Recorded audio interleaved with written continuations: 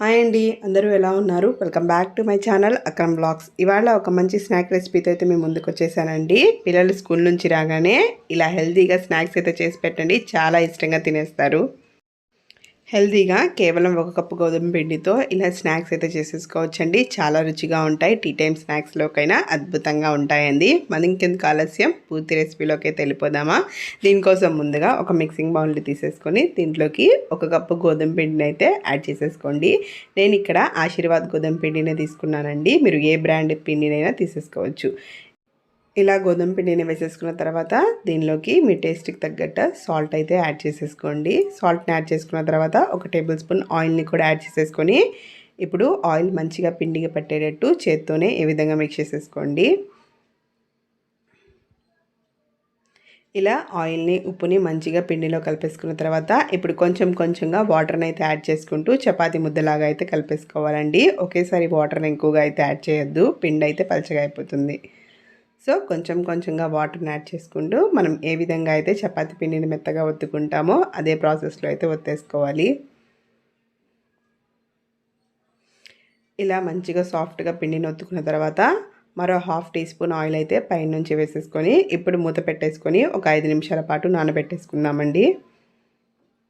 ఈ 5 నిమిషాల్లోపు stove on చేసేసుకొని ఒక మందపాటి కడాయి అయితే పెట్టేసుకోండి. కడాయి మంచిగా వేడైన తర్వాత 1 టేబుల్ స్పూన్ ఆయిల్ని అయితే యాడ్ చేసుకోండి. ఆయిల్ కూడా వేడైన తర్వాత ఇప్పుడు ఒక మీడియం సైజ్ ఆనియన్ని ఇలా చిన్న ముక్కలుగా కట్ చేసేసుకొని వేసేసుకోండి. నెక్స్ట్ అయితే సన్నగా తరిగి పెట్టుకున్న ఒక పచ్చిమిర్చిని కూడా వేసేసుకోండి. కారం కారంగా చాలా బాగుంటుంది ఈ స్నాక్. నెక్స్ట్ అయితే ఉల్లిపాయలు మంచిగా మగ్గేంత వరకు అయితే గరిటెతోటి తిప్పేసుకోండి. ఆ తర్వాత ఉల్లిపాయలు మంచిగా మగ్గిపోయాయి కదా, ఇప్పుడు మీ టేస్ట్కి తగ్గట్టు సాల్ట్ అలాగే ఒక చిటికెడు పసుపుని కూడా యాడ్ చేసేసుకొని మంచిగా గరిటెతోటి మిక్స్ చేసేసుకోండి. ఇవి ఫ్రై అయ్యి మనకి ఆయిల్ సపరేట్ అవుతున్న టైంలో ఒక మీడియం సైజ్ టమాటాని చిన్న ముక్కలుగా కట్ చేసేసుకొని యాడ్ చేసేసుకోవాలి. ఇప్పుడు టమాటా మంచిగా మగ్గేంత వరకు అయితే కుక్ చేసేసుకోవాలండి. ఒకసారి ఇలా టమాటా మంచిగా మగ్గిన తర్వాత ఒక కోడిగుడ్డునైతే ఈ విధంగా పగలగొట్టేసుకొని వేసేసుకుంటున్నాను నేను. ఇప్పుడు కోడిగుడ్డుని మంచిగా గరిటెతోటి మిక్స్ చేసేసుకోవాలండి. ఆయిల్ మనకి మంచిగా సపరేట్ అయ్యేంత వరకు అయితే కుక్ చేసేసుకోవాలి. ఇలా మనకి ఆయిల్ సపరేట్ అవుతున్న టైంలో మీ ఘాటుకు తగ్గట్టు కారాన్ని అయితే యాడ్ చేసేసుకొని మంచిగా మిక్స్ చేసేసుకుంటే మన స్టఫింగ్ అయితే రెడీ అయిపోతుంది. ఇప్పుడు మంచిగా కలిపేసుకున్నాను. స్టఫింగ్ అయితే రెడీ అయిపోయిందండి. ఈ స్టేజ్లో నేనైతే స్టవ్ ఆఫ్ చేసేసుకుంటున్నాను. మీ దగ్గర కొత్తిమీర ఉంటే యాడ్ చేసుకోండి, ఫ్లేవర్ చాలా బాగుంటుంది. నెక్స్ట్ అయితే మనం ముందుగా కలిపి పెట్టుకున్న పిండి అయితే మంచిగా నానిపోయిందండి. పైన అయితే ఆయిల్ వేసుకున్నాం కదా, ఇప్పుడు మరోసారి అయితే 2 నిమిషాల పాటు మర్దన చేసేసుకోవాలి. ఇలా మర్దన చేసుకోవడం వల్ల మనకు పిండి అనేది చాలా సాఫ్ట్గా ఉంటుంది. మన స్నాక్స్ కూడా చాలా ఫ్లఫీగా వస్తాయండి. సో నెక్స్ట్ అయితే ఇలా సాఫ్ట్గా మర్దన చేసుకున్న 2 నిమిషాల తర్వాత ఇప్పుడు చిన్న చిన్న ఉండలుగా అయితే తీసేసుకుందాము.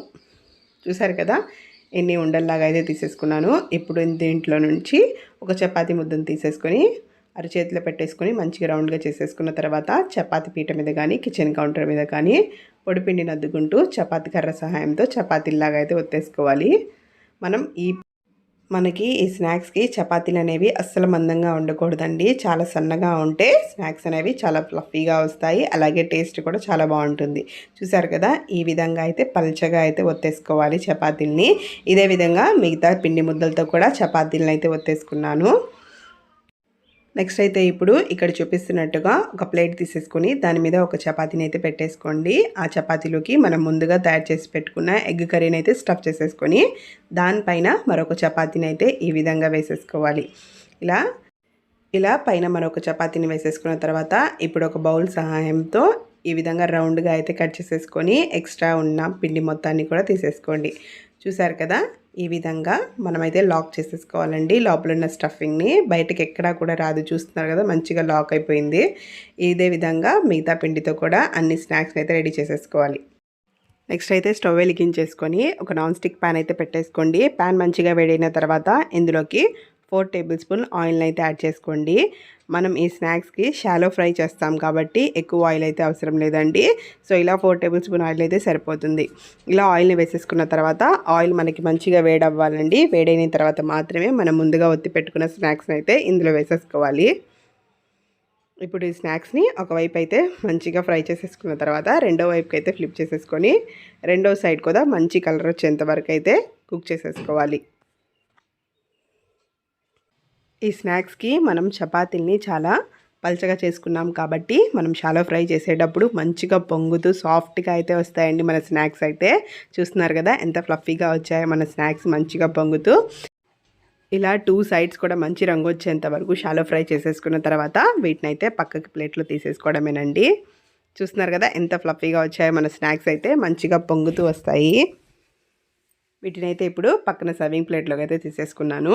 ఇక్కడైతే నేను మీకు ఒత్తిమరి చూపిస్తున్నాను చూడండి ఎంత సాఫ్ట్గా ఉన్నాయో. చూసారు కదా ఇంత మంచిగా సాఫ్ట్గా ఫ్లఫీగా పొంగుతూ వస్తాయండి మన స్నాక్స్ అయితే. ఇప్పుడు నేనైతే మీకు లోపల మన స్టఫింగ్ ఎలా ఉందో ఒకటైతే తుంచి చూపిస్తాను చూడండి. ఇంత సాఫ్ట్గా ఇంత టేస్టీగా ఉంటే పిల్లలు అసలు బయట ఫుడ్డే తినండి, ఇంట్లోనే చేసి పెట్టండి, చాలా ఇష్టంగా తినేస్తారు. చూస్తున్నారు కదా ఎంత సాఫ్ట్గా స్టఫింగ్ కూడా ఎక్కడా కూడా మనకి బయటకు రాకుండా ఎంత బాగా వచ్చాయో చూస్తున్నారు కదా. మరి ఇంకెందుకు ఆలస్యం, మీరు కూడా మీ ఇంట్లో పిల్లలకి ఇలా చేసి పెట్టండి. మీకు ఎలా వచ్చిందో నాకైతే కామెంట్ సెక్షన్లో చెప్పడం అయితే మర్చిపోవద్దండి. ఈ వీడియో కనుక నచ్చినట్టయితే like, share and subscribe. Thanks for watching. Bye.